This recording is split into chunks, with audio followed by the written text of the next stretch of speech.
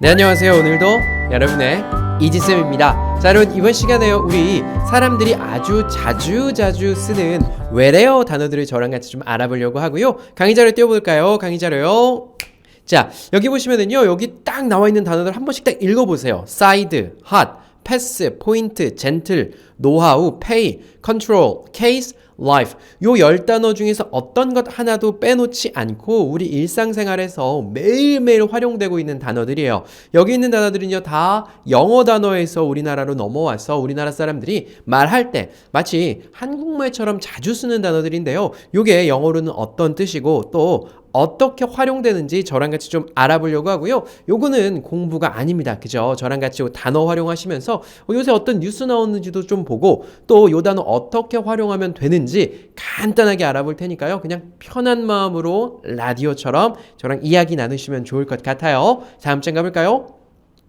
자, 첫 번째 여러분께 알려드릴 단어는요, 바로 side예요. 자, 우리 side라는 말 참 많이 씁니다. 제가 그 밑에 써놨죠. side mirror, side dish, side effect, side break처럼 이 side라는 말을 자주 씁니다. 뜻은 뭐냐면 측면 내지는 한쪽 편이에요. 그러니까 우리가 어떤 공간을 나눌 때 여기 가운데는 보통 중앙이라고 이야기하죠. 그리고 이 중앙을 벗어난 측면 쪽을 바로 사이드라고 이야기해요. 그래서 이 사이드가 영어로도 똑같이 측면이라고 활용이 되고요. 한국말에서도 그렇습니다. 우리 보통 자동차 운전할 때, 자, 여기 앞에 거울이 하나 있어요. 그걸로는 이제 뒤에 오는 차를 본다든지 뒷좌석에 앉은 사람들을 어떻게 하고 있는지 볼 때 보통 우리 뭐 룸미러라고 많이 하죠. 근데요, 요 옆에 있는, 그러니까 운전자 왼쪽 또 그리고 보조석 우측에 달려있는 요게 이렇게 딱 접히는 녀석들 있잖아요. 그거를 사이드 미러라고 하고요. 미러는 거울이니까 측면에 달려있는 거울이다 라고 생각해 주시면 좋겠죠. 그리고요, 우리 또 음식점 가서 주문할 때 있잖아요. 사이드 디쉬라고 메뉴판에 보면 써 있는 경우가 있어요. 사이드 디쉬에 보면 먹고 싶은 것들 많이 있어요. 뭐 예를 들자면 감자튀김도 있고요. 또 뭐 거기 가면 어떤 뭐 치즈 같은 것도 있고. 근데 우리가 음식 먹으러 가서 요 사이드 디쉬만 시키면 사이드 디쉬만 주기도 할까요? 보통 그렇지 않습니다. 음식점에서 그 메인 디쉬라고 하죠. 메인, 주된 디쉬, 요리. 그러니까 어디 요리집에 갔으면 스테이크를 시키든 아니면 피자를 시키든 치킨을 시키든 주된 요리를 하나 시키고, 그리고 그 옆에, 그죠? 우리 마치 아까 자동차에서도 중앙에 있었던 것처럼 메인 디쉬가 있고 그 옆에 우리나라 말로 하자면 사이드 디쉬 그냥 반찬이에요. 반찬처럼 스테이크만 먹기, 치킨만 먹기 조금 그러니까 그 옆에 감자튀김을 놓던지 또 아니면 뭐 피클을 놓던지 어떤 뭐 아스파라거스 같은 걸 익혀서 먹는다든지 야채가 있던지, 이 사이드 디쉬라는 건 한국말로 하면 그저 반찬이 될 만큼 옆에다 놓고 먹는 음식이다 알고 계시면 좋을 것 같고요. 그 아래줄 보면요, side effect라고 하는 단어가 나와 있는데 요게 아마 제일 생소하실 겁니다. effect라고 하면 이거 효과예요. 뭐 예를 들자면 어떤 일이 일어났는데 그 일에 동반되는 효과들 있잖아요. 근데요, 그 어떤 일, 예를 들자면 우리가 약을 먹었습니다. 약을 먹었는데 어떤 게 있을까요? 우리가 그 열을 내리기 위해서 해열제를 먹었어요. 그러면 열을 떨어뜨리는 기능은 있지만 또 그 우리가 원래 목적으로 했던 기능 말고 여러 가지 부작용들도 생기죠. 근데 그런 것들을 사이드 이펙트라고 해요. 우리가 주된 이 약을 먹는 목적이 여기 있다면 그것에 동반되는 다른 효과들, 뭐 예를 들자면 우리가 해열제 먹으면 간에 조금 안 좋고요. 또 코가 막혀서 병원 가서 콧물약 같은 거 먹으면 부작용, 사이드 이펙트로 어떤 게 나오죠? 졸립니다. 이렇게 졸린 닭처럼 꾸벅꾸벅 조는 경우들도 생기고, 모든 약에는 그저 사이드 이펙트가 다 있고요. 그 부작용이라든지 예상치 못한 다른 효과들을 우리가 사이드 이펙트라고 한다. 그리고 또 자동차에 보면요, 사이드 브레이크라는 거 있어요. 우리가 원래 브레이크는 여기 운전할 때 오른쪽에 엑셀 있죠. 엑셀이라고 앞으로 쭉 갈 때 쓰는 거, 그리고 멈출 때 쓰는 브레이크가 있습니다. 뭐 요 브레이크는 이제 보통 풋 브레이크라고 하죠. 왜냐면 발로 밟으니까. 그리고 여기 옆에 보면 이렇게 찌직 당기는 거 있는 거 혹시 아세요? 딱 당기는 거? 그거를 사이드 브레이크. 왜냐면 운전자 옆에서 사이드 브레이크, 운전자 옆에 있으니까 사이드 브레이크라고 하는데, 그 사이드 브레이크는 이제 영어로 보통 이제 핸드 브레이크라고 많이 합니다. 왜냐? 그죠? 다리로 밟는 게 풋 브레이크였고, 옆에서 손으로 당기니까 사이드 브레이크, 요거는 영어로 핸드 브레이크라고 말한다. 그 밑에는요, 상대편은 우리 팀의 약점인 왼쪽 사이드를 집요하게 파고들었다, 요런 말이 있어요. 왼쪽 사이드 뭐죠? 예를 들자면 축구를 하는 데 있어서 중앙이 있으면 옆에 사이드다. 건물 사이드에 장애물이 있어요. 그럼 뭐죠? 건물 측면 쪽에 장애물이 있다라고 해서 이 사이드가 들어가는 말 제가 소개해드린 네 단어 이외에도 조금 더 있을 수 있어요. 근데 그럴 때마다 어떤 거 느끼시면 되죠? 아, 주된 것이 아니라 옆쪽에 있는 게 사이드구나 라고 알아두시면 좋겠고요. 다음 장입니다. 자, 다음 장에는요, 너무 쉬운 단어 나왔죠. hot, hot 있어요. 자, 이 hot이란 단어는요, 영어를 배울 때 너무 처음에 배워요. 그래서, 너무 쉬운 단어예요. 어떤 뜻이죠? 더울 때 하잖아요. 더워요. 오늘 날씨 덥네요. It's hot. 이렇게만 표현해 주시면 됩니다. 근데 요 hot이라는 단어가 한국말로 넘어와서 또 다양한 곳에 쓰여요. 뭐 예를 들자면 제가 더운, 뜨거운이라고 hot 써놨는데 그 hot 옆에 인기 있는이라고 쓰여 있죠. 네, 이거 영어에서도 마찬가지고요. 마치 우리가 인기 있는 곳에 사람들이 막 모이니까 그 장소가 어떻습니까?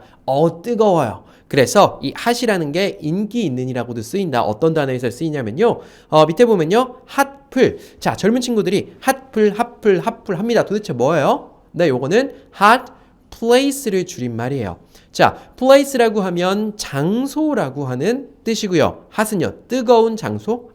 아까 배운 거 핫은 인기 있는 이라는 뜻으로도 쓰이더라. 그래서 hot place 줄여서 핫플이라고 하면 인기 있는 요런 거죠. 뭐 저기 젊은 친구들이 요즘 핫플 어디입니까? 예전에는 이제 저가 젊었을 때까지만 해도 뭐 연남동 요런데 원래는 홍대 서울 기준으로요. 서울에 뭐 홍대 이태원 신사동에 있는 가로수길 뭐 요런 데가 핫하다가 지금은 이제 핫한 장소가 좀 많이 넘어갔죠. 뭐 저기 성수동도 핫하고요. 아니면 압구정도 핫하고요. 아니면 여기 을지로 같은 데들이 요새 좀 핫해지고 있어요. 을지로, 종로 그런 곳에서 사람들 많이 몰리는 가게 아니면 그런 지역을 우리가 핫플이라고 이야기한다. 네, 그 밑에는요. 핫팩이라고 있어요. 우리 핫팩 뭡니까? 그죠? 바깥에 추울 때 손 따뜻하게 하는 거 그거 핫팩이라고 해요.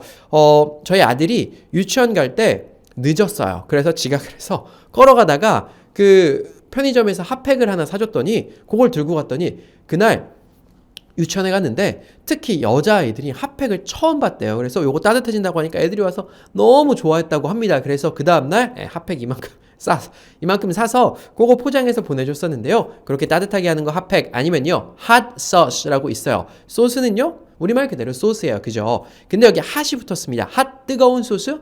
네, 우리나라에서는 보통 이 맵다라고 이야기하죠. 고추장 같은 거 먹으면 매워요. 근데 요거 먹으면 그 서양인들 같은 경우는 입이 뭐랄까요? 뜨거워지는 기분이 드나 봐요. 그래서 맵다라고 이야기할 때 hot이라고 이야기해요. 마치 매운 거 먹으면 몸이 뜨거워지는 것처럼요.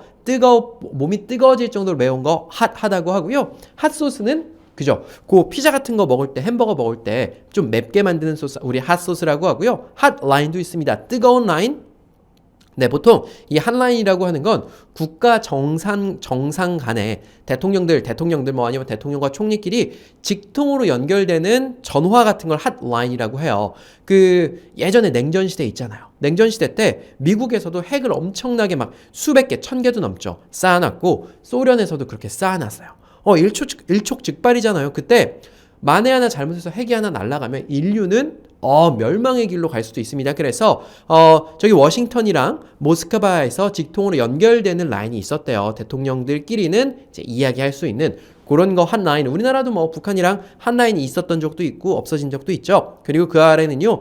요즘 따라 더 많이 쓰는 말이고요. hot spot이라고 하는 단어가 있어요. 자, spot은요. 보통 어떤 지점 같은 걸 이야기해요. 근데 뜨겁대요. 왜 뜨거울까요? 네, 우리가 눈에 보이지 않지만 지금 여러분 유튜브를 보고 계시다는 건 지금 어떤 통신망과 연결이 되어 있다는 뜻이에요. 대부분 와이파이 사용하시고 아니면 나 데이터 무제한이야 그러시는 분들은 데이터 사용하실 텐데요. 우리 눈에 보이진 않지만 수많은 네트워크들이 우리 여기 막 흐르고 또 어떤 지점엔 안 흐르잖아요. 그래서 와이파이가 연결되어서 인터넷에 접속할 수 있는 장소를 보통 우리 핫스팟이라고 이야기합니다. 참고 잘 알아두시면 좋을 것 같고요. 위에서 배운 단어도 이렇게 쓰죠. 요즘 이태원에서 어디가 핫플이야? 어느 가게가 사람들한테 인기가 있어? 아니면요 요즘 그 가수 정말 핫해요 라고 합니다. 저 가수가 정말 뜨거운 거죠. 아, 요즘 핫한 가수는 누가 있을까요? 저도 잘 모르겠어요. 근데, 그때마다 유명한 가수들 있잖아요. 그런 걸 핫하다라고 이야기를 하고요. 다음 장입니다. 네, 다음 장에는요, pass라고 하는 단어가 있고요.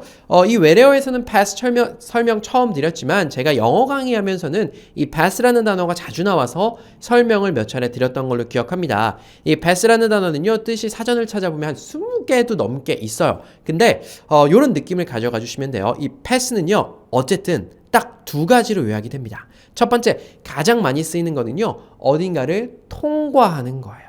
그렇기 때문에 그 아래 밑에 보면요, 합격, 통행증이라고 나와 있죠. 우리 누군가가 예전에 사법고시를 패스했대, 공무원 시험을 패스했대라고 이야기합니다. 이 패스 뭐예요?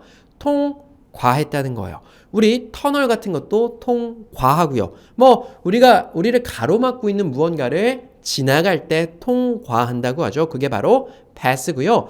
두 번째 뜻은요, 어떤 걸 건네주는 거예요. 예를 들면 여기 있는 소금 아니면 후추 좀 나한테 줄래? 건네줄래라고 할 때 우리 영어에서 pass라는 동사 쓰거든요. 마찬가지예요. 명사에서도요. 우리 축구나 야구 같은 거 할 때 내가 막혔어요. 저기 있는 우리 같은 편한테 줄 거예요. 그걸 뭐라고 하죠? 패스해. 패스 줘. 패스라고 이야기하죠. 마찬가지입니다. 어떤 걸 건네주는 거, 공을 마치 건네준다. 그래서 이 패스를 아시고 싶으시면요. 딱 두 가지 뜻. 어딘가를 통과하다. 그리고 두 번째, 건네주자. 요 두 개의 뜻만 아시면 될 것 같고요. 그 아래 보면요. 제가 써놨죠? 사법고시 패스. 의사시험 패스라고 해놨죠. 어떤 시험을 통과하는 걸 패스라고 하고요. 반대로 통과 못하는 거 이제 한국말에선 떨어졌다고 이야기하는데 영어로 이제 fail, 실패라고 이야기를 합니다. 그리고 이 패스가 또 어디 들어가느냐? 우리 고속도로 가면 high pass라고 있죠. 그냥 high pass 차선으로 그 high pass 기계 달고 있으면 띵동 2,300원입니다. 이러면서 쭉 지나가잖아요. 그것 역시도 pass. 지나가다, 통과하다라는 단어가 들어가 있는 거예요. 그 아래 보면요. 전국 마트, 백화점 방역 패스가 해제되어 있대요. 자, 방역 패스는 뭡니까? 국가에서 만든 거죠. 그 백신을 맞고 유효기간이 지나가지 않은 사람들, 당신들은 방역에서 어떻다? 통과했다는 거예요. 통행증, 마치 통행증 같은 거예요. 당신들은 방역에서 통과되었으니까 가고 싶으신 곳에 갈 수 있어요가 되는 거예요. 그런데 여러 가지 사정으로 개인적인 신념으로 백신을 맞지 않으신 분들 같은 경우는 어떻죠? 방역 패스가 없어요. 그러니까 이게 이제 방역 패스 이야기하면 워낙 좀 정치적으로 비춰질 수 있고 많은 분들이 누군가 방역 패스 찬성하시고 반대하시고 하는데 어쨌든 이 방역 패스의 의미를 우리가 알자는 거죠. 방역에서 통과했다는 의미예요. 그 패스라는 의미가요. 그 아래 보면요. 정부 청소년 방역 패스 굽히지 않았다. 혼란 이어질 듯. 이게 또 이제 큰일이죠. 정부에서 학원, 독서실, 스터디 카페 같은 곳들 왜냐면 이 코로나에 걸리는 사람들 퍼센트를 따져봤더니 학생들이 꽤나 많이 걸리더랍니다. 그래서 너희들 코로나 옮기니까 백신 맞지 않은 사람은 여기 가지마. 이런 데 가지마라고 했다가 학부모들 모임에서 소송을 냈습니다. 법원에서 그랬더니 우리나라에서는 학원도 다녀야 되고 스터디 카페, 독서실 다녀야 되는데 정부가 방역을 목적으로 이 사람들의 개인의 자유를 침해하는 건 과하다. 그리고 공부를 해야 누군가가 원하는 직업을 가질 수 있는데 이것은 직업 선택의 자유조차도 침해하는 판단이기 때문에 요거는 안 된다라고 법원에서 판단이 나왔어요. 그래서 정부에서 이거 했던 거 이제 못하게 됐죠. 그러나 정부가 3월 달에 또 법원에서 심판을 한번 더 받고 우리 요거 하겠다라는 의지를 굽히지 않았다라고 이야기하는데요. 저는 이제 잘 모르겠습니다. 전 전문가가 아니라서 전혀 잘 모르겠지만 저희 아들이 이제 8살 됐어요. 이제 올해 초등학교를 들어갈 예정인데 그렇습니다. 아이한테는 백신 죽어도 못 맞추겠어요. 저 같은 경우는 저 이제 부스터샷까지 맞았습니다. 제가 이제 어쨌든 많은 분들 앞에, 대중분들 앞에 서는 직업을 가지고 있는데 제가 이제 백신도 안 맞고 코로나 걸리면 좀 그렇잖아요. 그래서 백신의 효과성에 대해서 좀 물음표이기는 합니다. 작년 요맘때 백신 아무도 안 맞았을 때랑 지금이랑 비교하면 맞으면 효과가 있나 물음표이긴 하지만 저도 조금 무서웠지만 어쨌든 맞았어요. 맞았지만 아이를 생각하면 그게 나중에 저희 아이는 이제 또 아이도 낳아야 되고 또 뭐 할 일이 많은데 이게 조금 좀 속상해요. 그래서 이런 정책들이 좀 속상한데 어찌 되었던 백신을 맞으면 들어갈 수 있으면 백신 패스다. 방역 패스 제동으로 한뿔 꺾인 청소년 백신 접종률. 그러니까 그 법원에서 이거 이러면 안 돼요 라고 했더니 청소년들이 이제 다시 백신을 안 맞는다. 학원을 안 다니는 학생들 별로 없잖아요. 근데 이 학원 가지고 이 방역 패스 도입하는 거는 사회적으로 충분한 합의가 좀 필요한 상황인 것 같고요. 저는 정치 의견이 생겼어요. 왜냐면 저는 이쪽도 찍어봤고 저쪽도 찍어봤던 굉장히 이제 중립이었는데요. 이번 선거만큼은 좀 정치적인 입장이 있기는 한데 그쵸, 정치적으로 중립을 지켜야겠죠. 저는 다음 장 가볼까요? 다음 장에 보면요, 이지쌤이 하루 10분 초보도 1년이면 영어 정복이라고 하는 멋있는 사진 한 장 나와 있죠. 네, 여러분 아시다시피 친절한 영어 교실 요 7권의 교재로 여러분이랑 같이 영어 공부하고 있습니다. 유튜브에서 영어 공부하는 게 아니고요, 별도의 사이트 나와 있고요. 다음 장 가볼까요?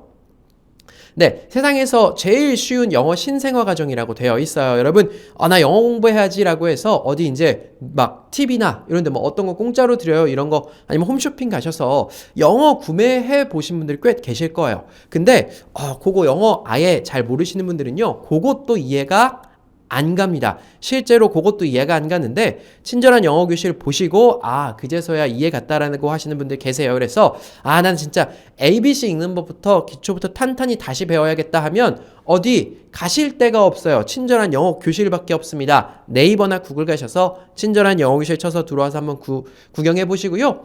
그거 구매하시면 여기 7권의 책이 그냥 가요. 요거 별도로 구매하시는 게 아니고 그거 구매하시면 가는 거니까 친절한 영어 교실 많이 놀러 와서 기초 영어도 같이 저랑 공부해 보시면 좋지 않을까 하는 생각 들고요. 다음 장입니다.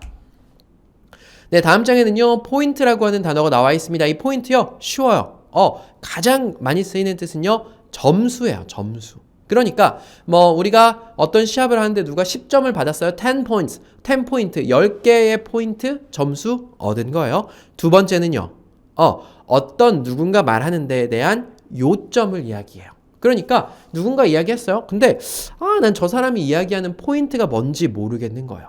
다들 이렇게 이야기를 하는데 처음엔 알겠다가 막 한 5분 들었는데 그래서 뭐라고요? 당신이 이야기하는 포인트가 뭔가요? 라고 해서 어떤 사람이 말하는 요점이라는 뜻도 될 수 있고요. 아니면 어떤 지점이나 특정 장소를 일컬을 때도 포인트라고 합니다. 그러니까 뜻이 세 가지가 되겠죠. 요 세 가지를 더 줄여보자면 점수, 아니면 요 두 개는 많은 것들이 있지만 그 중에서 핵심이 되는 무언가가 바로 포인트예요. 말하는 것의 핵심, 여러 가지 장소 중에서 핵심이 되는 것 말이죠. 신용카드 포인트 잘 쓰는 방법이라는 거 있죠. 저 같은 경우는 신용카드 포인트, 뭐 네이버 포인트 이런 거 포인트 열심히 쌓고 있고요. 통신사 포인트 활용하세요. 그죠? 이 통신사 포인트 활용하는 게 여러분 그렇게 어렵지는 않습니다. 휴대폰 앱에다가 뭐 다운받으셔서 회원가입하시고 하시면 되는데 요거는 한번 해놓으시면 그 다음엔 계속 쓰실 수 있거든요. 그래서 내가 혹시 좀 잘 모르겠어요. 그러면 아는 사람 내지는 자녀 있으신 분들은 자녀분들한테 해줘 그러면 뭐 편의점이라든지 빵집이라든지 이런 거 할인 많이 되거든요. 좀 활용해 보시면 좋을 것 같고요. 한국은행에서요 14일 날 기준금리 0.25% 포인트 인상 유력. 요거는 지금 14일이 지났는데 제가 요거 강의 자리 2주 만들었어요. 2주 동안 막 바쁜 일이 있어서 어쨌든 뭐 지금 올랐나요? 제가 뉴스를 못 봤는데 어쨌든 0.25% 포인트라고 이야기하죠. 숫자를 이야기한 거고요. 당신 말의 포인트가 뭐야? 요점이 뭐야? 라는 뜻으로 쓰인 걸 거고요. 뭐 여기 보면요. 터닝 포인트, 티핑 포인트, 낚시 포인트라고 하죠. 터닝 포인트 무슨 말이에요? 그 일이 내 인생의 터닝 포인트였어. 이지쌤이랑 영어 공부하기 시작한 게 내 인생의 터닝 포인트였어. 턴하면 뺑그로 도는 거예요. 인생이 그대로 가다가 인생의 방향을 틀어서 다른 길로 가게 되는 뭔가 그 사건을 터닝 포인트라고 이야기해요. 티핑 포인트라는 건요. 그런 거죠. 어떤 사건이 이렇게 진행되다가 어떤 일들이 진행되다가 갑자기 너무 많은 사람들이 하는 거예요. 뭐 예를 들자면 친절한 영어 교실 그래요. 요거 제가 여러분께 지금 아직 외부에서 광고 못 하고 있죠. 제가 유튜브에서만 이렇게 판매하고 있는데 어느 날 외부 광고를 해서 사람들이 조금씩 사다 갑자기 많은 사람들이 사게 되는 그 지점이 티핑 포인트입니다. 뭐 요 말이 어디서 나왔냐면 예전에 그 해외에서 미국에서 그런 게 있대요. 동네에서 백인들이 잘 살고 있다가 흑인 인구가 뭐 예를 들면 한 20%가 딱 되는 순간 이 백인 인구가 이사를 엄청나게 많이 나간대요. 그래서 딱 그 지점이 되는 그 지점을 티핑 포인트라고 했거든요. 그래서 어떤 일이 갑자기 빵 벌어지게 되는 그 포인트를 티핑 포인트, 낚시 포인트는 낚시가 잘 되는 그 지점과 장소를 이야기하겠죠. 다음 장 가볼까요? 자, 다음 장에는요, gentle이라고 하는 말 나와 있어요. 우리 누군가한테 물어봅니다. 어떤 남자가 좋아요? 어떤 여자가 좋아요? 이렇게 물어보잖아요. 어떤 남자가 좋아요? 할 때 많은 분들이 나는 젠틀한 사람 좋아 라고 이야기하시는 분들 참 많습니다. 젠틀이 뭔데요? 우리 젠틀이라고 하면 이미지가 참 많이 떠오릅니다. 뭔가 양복, 수트 입고 막 너무 시끄럽지도 않고 또 너무 조용하지도 않고 뭔가 미소 띠면서 좀 자신감 넘치는 이런 이미지 좀 납니까? 네, 이 gentle이라고 하는 표현은요, 원래 영어 뜻에선 온화한 내지는요, 점잖고 부드러운 남성미라고 써있죠. 네, 온화하다라고 할 때 gentle이라고 써요. 그래서 밑에 보면요, gentleman이라는 표현이 있죠. 네, 뭐 예를 들자면 우리가 옛날에 생각하는 영국 신사, 영국 사람들이 진짜 신사인지는 모르겠지만 영국 신사라는 말이 있죠. 뭔가 gentle하다, 사람들에게 배려하고 여성과 약자들 먼저를 외쳤던 그 온화한 사람들을 gentleman이라고 하고요. 그 밑에 보면 이제 거의 잘 쓰이지는 않는 표현이지만 gentle waves라는 표현이 있어요. 이 wave는 파도예요. gentle wave는요, 그러니까 막 성나서 거칠게 팍 치는 파도는 gentle 못 붙이겠죠. 이 gentle은요, 부드러운 물결 같은 거 쓸 때 gentle이라고 합니다. 어떤 연예인이요, 젠틀한 손인사와 미소를 지었대요. 젠틀하게 손인사 하려면 그쵸, 이렇게 가볍게 온화하게 하고 미소를 이렇게 빵끝 지으면 젠틀이 되겠죠. 어떤 연예인이요, 망가져도 젠틀하대요. 뭘 하는데 다 온화하고 부드러운 느낌. 슈트로 젠틀하게, 슈트라는 말, 우리 슈트, 요거 정장 이야기하고요. 정장 입고 젠틀하게, 시선 강탈하는 젠틀함, 내지는 뭐 난 젠틀한 사람이 좋더라, 이런 표현. 젠틀하면 온화한 남성, 점잖고 부드러운 남성미가 가진 사람을 젠틀하다고 하는구나 라고 알아주시면 좋겠고요. 다음 장입니다. 네, 다음 장에는요, 노하우라는 표현이 있어요. 이 노하우는 대부분 어떻게 알고 계시냐면, 이거 한국말 아니야? 아니면 일본에서 나온 말인가? 라고 하시겠지만, 이거 영어예요. know, 알다라고 하는 단어에다가 how, 어떻게, 방법이죠. 어떻게니까 방법. 그러니까 어떻게 하는지 안다는 말이 know-how입니다. 한국에서 어떻게 쓰여요? 오래 하며 터득한 방법이나 요령이 되겠습니다. 저도 처음에 영어로 강의할 때요, 여러분께 아마 10분에서 한 15분 정도 강의를 했어요. 근데 지금은요, 거의 근 40분 동안 강의를 하는데 NG가 거의 안 납니다. 왜요? 네, 저 나름의 노하우가 좀 생겼어요. 제가 강의하면서 강의 자료도 보고 또 시간도 보면서 시간에 맞춰서 적당히 강의의 스피드를 조절하는 노하우랄까? 그죠? 여러분도 사시면서 노하우 터득하신 거 많으실 겁니다. 처음에 요리했을 때 한번 생각해 보세요. 그죠? 이거 국이? 근데 요렇게 해보고 저렇게 해보고 요렇게 다신물도 내보고 요렇게 무 가지고 우려보기도 하다 보니까 나만의 맛을 낼 수 있는 노하우를 아직 가지게 되신 거예요. 뭐냐? No. 알게 된 거죠. How. 어떻게 하는지 말이죠. 그래서 이렇게 쓰이죠. 노하우 너무 쉬우니까 금방 넘어가 볼게요. 골프 클럽하우스 설계의 명가 20년 노하우는 디테일이래요. 세세하게 어떻게 설계하는지 그게 노하우라고 하고요. 어떤 회사에서요, 사이버 보안 노하우를 공유했다고 합니다.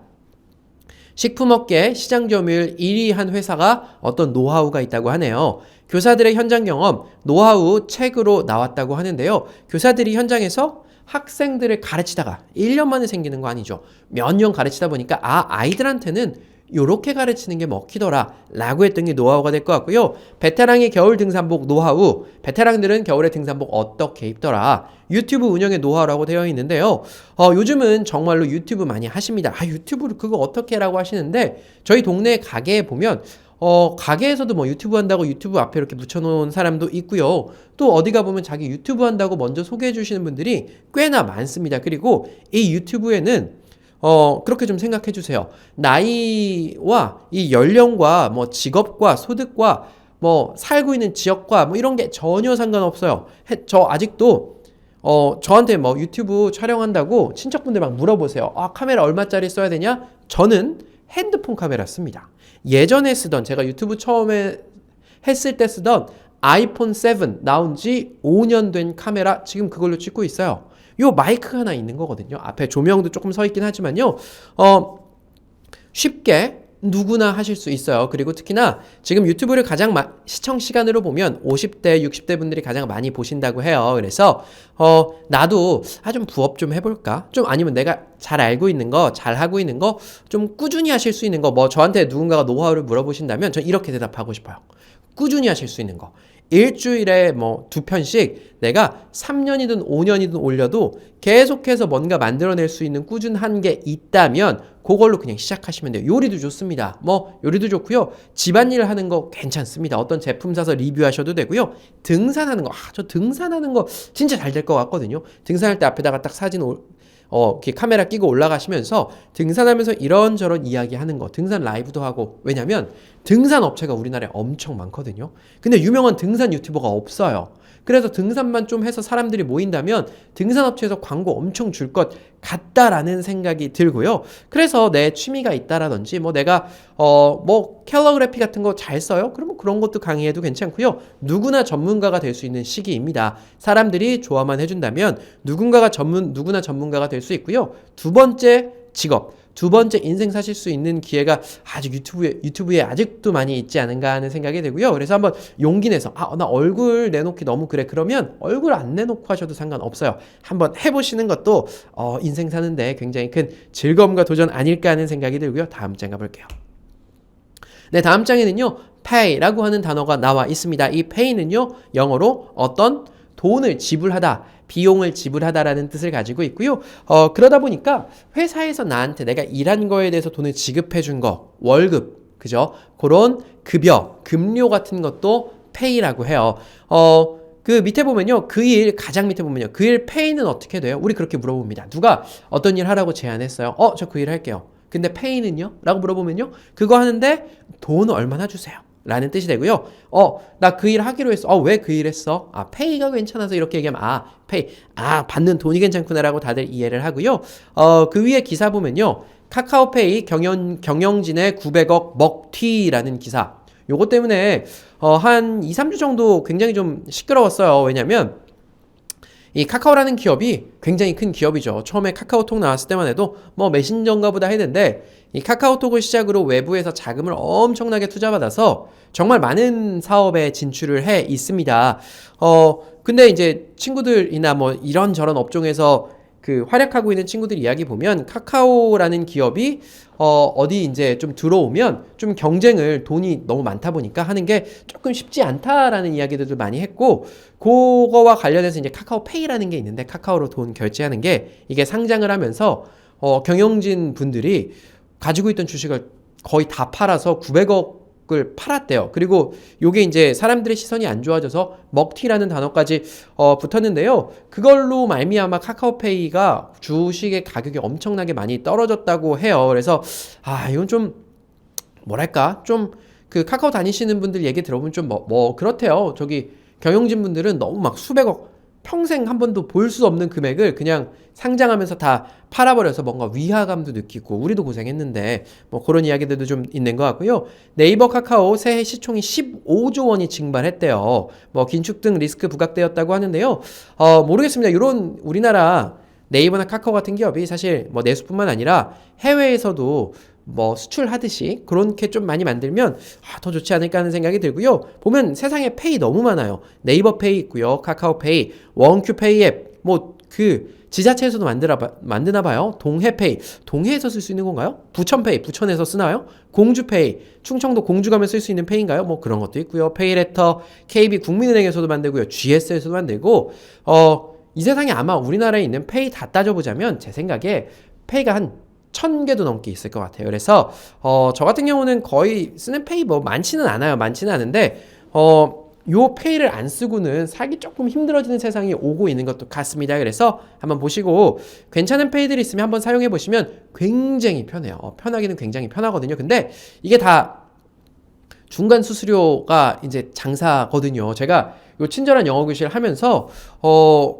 그 수수료 깜짝 놀랐습니다. 카드사에서 수수료 꽤 많이 떼가고 그런 게 있어요. 카드사가 많이 있잖아요. 그 카드사랑 하나씩 다 제휴를 할 수 없으니까 피지사라는 게 중간에 또 있어요. 요 피지사가 승인을 해주면 요 카드사들이랑 다 연결을 해주고 그 피지사 밑에 또 있어요. 그러니까 벌써 몇 단계를 거쳐서 저한테 오다 보니까 중간에서 막 막 하더라고요. 그래서 이런 페이가 편하기는 한데 또 그 어떻게 보면 기업을 운영하시는 분들한테는 수수료이고요. 그 수수료만큼 인플레이션 즉 그 가격 인상이 좀 있을 수밖에 없을 것 같다는 생각도 듭니다. 뭐 근데 이 큰 흐름에서 뭐 어떻게 뭐 할 수가 없잖아요. 그죠? pay 돈 지불하다까지 한번 알아봤고요. 다음 장입니다. 자, 다음 장에서는요, control이라고 하는 단어가 나와 있고요.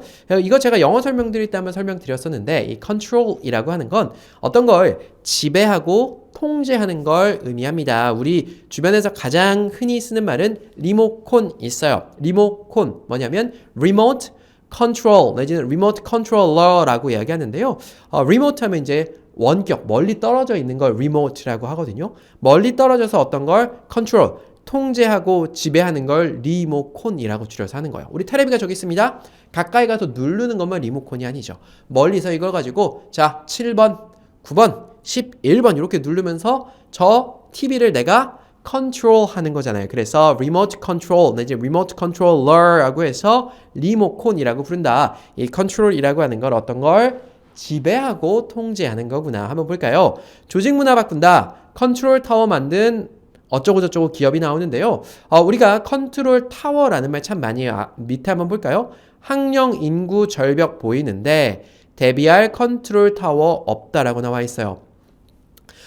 예전에 저 태어날 때는 한 해에 70만 명 태어났었습니다. 50년대생, 60년대생 분들은요, 한 해에 100만 명씩 태어나셨어요. 근데요, 저희 아이가 태어날 때 2015년 같은 경우는 한 해에 40만 명 태어났습니다. 지금은요, 한 해에 20만 명도 안 태어나요. 우리나라 어떻게 합니까?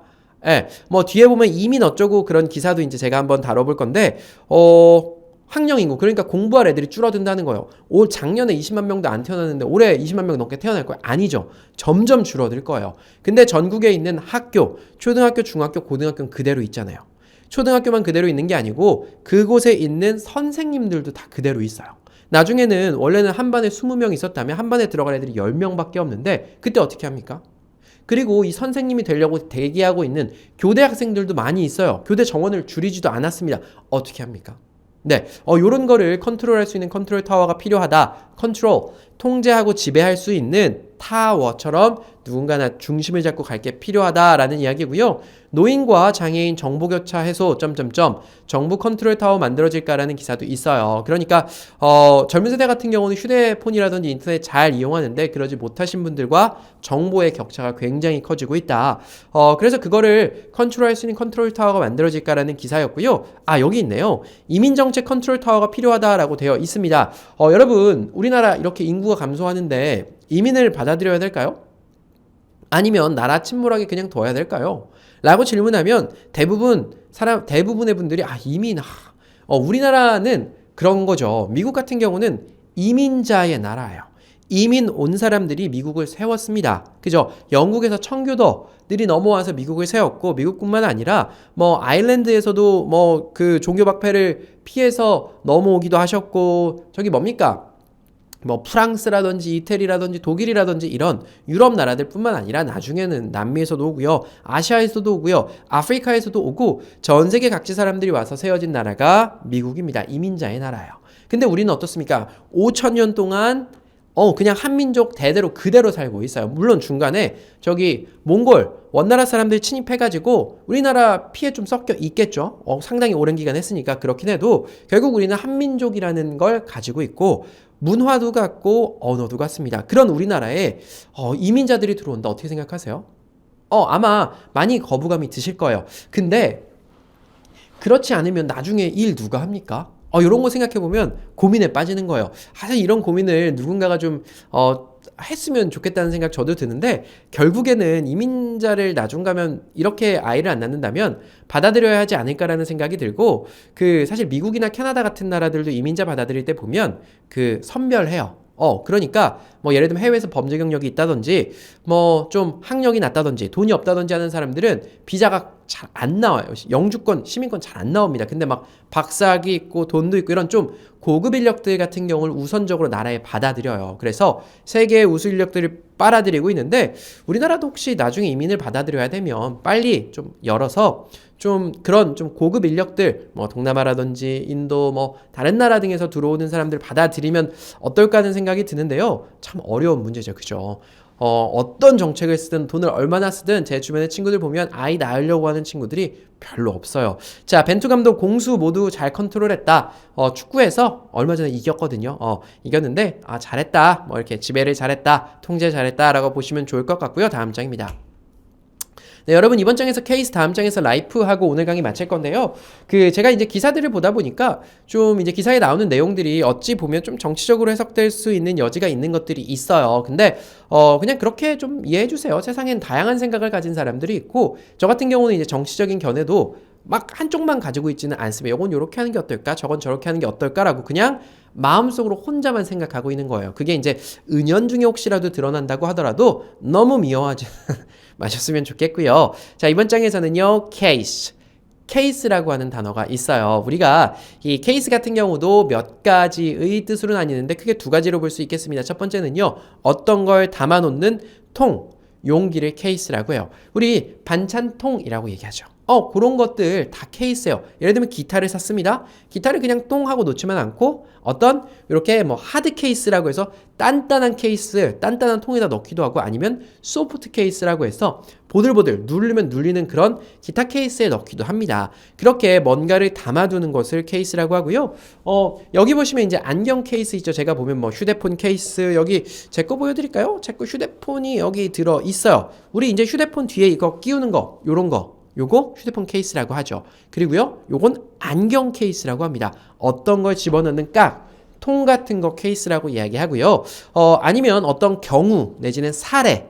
그러니까 뭐 예를 들면 코로나에 걸렸어요. 그 중에서 뭐 예를 들면 100명 중에 10명은 무증상이다. 그러면 그 10개의 케이스라고 이야기해요. 어떤 사례 같은 것도 이야기하거든요. 한번 볼까요? 비상 걸린 건설 현장 시범 케이스 될라 라는 기사가 있었어요. 왜요? 네, 광주에서 우리 정말 안타까운 사건이지만 그냥 아파트가 무너진 게 아니고 아파트에서 일하시는 분들이 계시는데 그 아파트 건설 현장에서 붕괴가 돼서 진짜 큰일 났죠. 그래서 비상 걸린 건설 현장 좀 앞으로는 그런 일 안 생겼으면 좋겠고요. 지금 사실 때가 어느 때입니까? 우리 삼풍백화점이랑 성수대교 붕괴했을 때 그때도 정말 많은 충격 받았잖아요.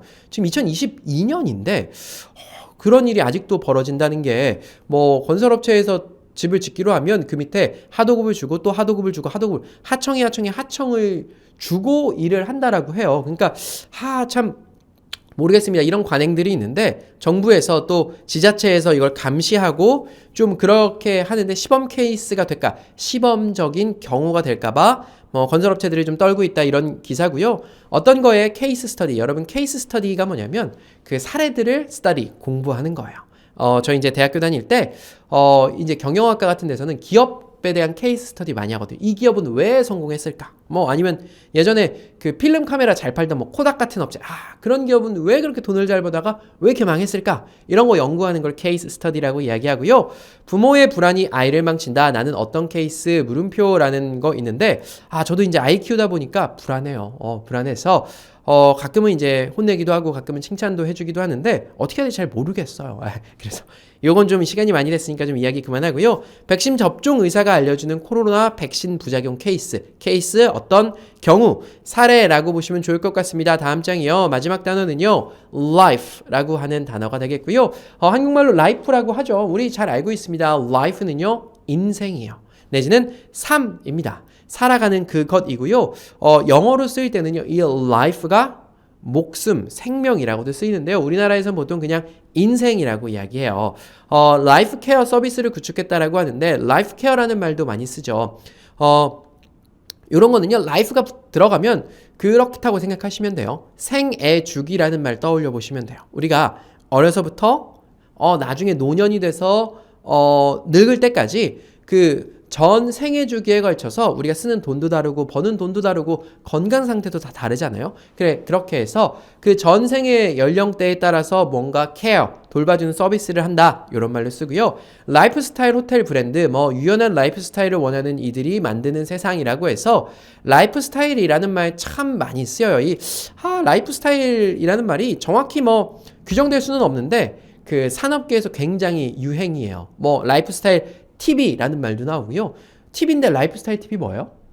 조금 더 그 고전적인 의미에서는 TV는 그냥 거실에 두고 틀어서 보는 거였어요. 라이프 스타일이라고 하면 조금 더 내 생활과 밀착된 뭐 예를 들자면 이동할 수 있는 TV도 그렇게 될 수 있을 것 같고요. 그냥 네모난 뭐 거실에서 보면 안 볼 때 좀 보기 싫잖아요. 그런 게 아니라 디자인의 하나처럼 뭔가 우리 일상생활, life, 인생의 스타일이 좀 있는 것처럼 일상생활 속에 들어오는 것처럼 뭔가 좀 뭐 갤러리처럼 꾸민다든지 아니면 하나의 인테리어 소품처럼 꾸며서 하는 걸 라이프 스타일이라고 해서 좀 그냥 뭐 이런 말 좋아하는 것 같아요. 좀 뭐랄까 좀 내 생활 패턴과 좀 세련된 생활 이렇게 좀 생각해 주시면 좋을 것 같고요. 세컨드 라이프 창립자, 메타버스 경쟁에 합류 그죠? 세컨드 라이프 뭐 이런 거 있다. 라이프 케어 플랫폼 기업으로 등등과 같은 기사들도 좀 봤고요.